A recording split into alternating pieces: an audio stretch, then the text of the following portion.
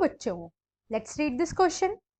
The question says, हमारा question एक statement based question है जिसके अंदर हमें दो स्टेटमेंट्स को रीड करना है और उससे रिलेटेड नीचे दिए गए ऑप्शन में से करेक्ट ऑप्शन को चूज करना है। Statement 1, in case of conflict over concurrent list subjects the central law would be effective. Concurrent list के सब्जेक्ट्स में जब कॉन्फ्लिक्ट होता है तो उस टाइम पे, उस सिचुएशन में सेंट्रल लॉ जो है इफेक्टिव होता है, ना कि स्टेट लॉ।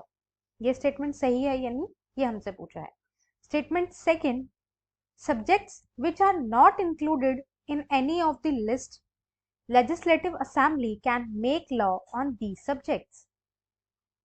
वो सब्जेक्ट्स जो ना यूनियन लिस्ट में इंक्लूडेड हैं, ना स्टेट लिस्ट में इंक्लूडेड हैं और ना ही कॉन्करेंट लिस्ट में इंक्लूडेड है, उन सब्जेक्ट्स के ऊपर लॉ जो है लेजिस्लेटिव असेंबली बना सकती है। क्या ये स्टेटमेंट सही है या गलत है?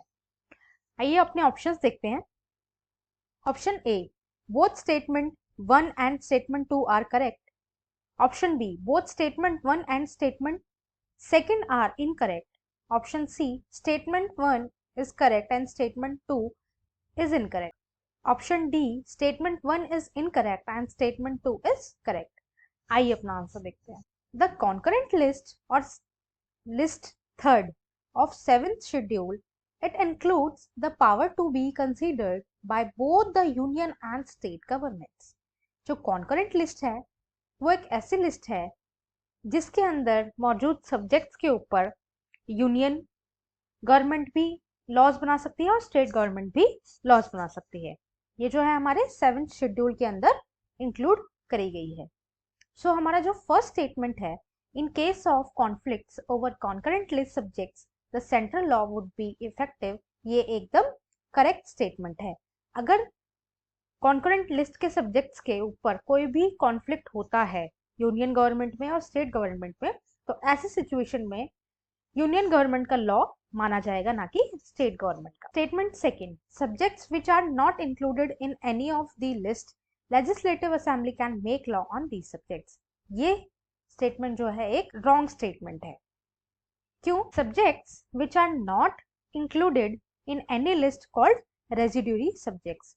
ऐसे सब्जेक्ट्स जो ना यूनियन लिस्ट में इंक्लूड होते हैं, ना स्टेट लिस्ट में होते हैं और ना ही कॉन्करेंट लिस्ट में होते हैं, उन्हें हम रेजिड्यूरी सब्जेक्ट्स के नाम से जानते हैं। और इन सब्जेक्ट्स के ऊपर जो है लॉ सिर्फ और सिर्फ यूनियन गवर्नमेंट बना सकती है, ना कि लेजिस्लेटिव असेंबली। तो ये स्टेटमेंट हमारी एक रॉन्ग स्टेटमेंट है। So our answer is option C, statement 1 is correct and statement 2 is incorrect. So हमारा ऑप्शन ए जो है वो एलिमिनेट हो जाएगा, ऑप्शन बी भी एलिमिनेट हो जाएगा एंड ऑप्शन डी भी एलिमिनेट हो जाएगा।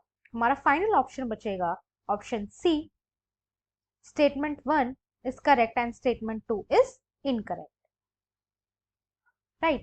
I hope you understood. Thank you and best of luck.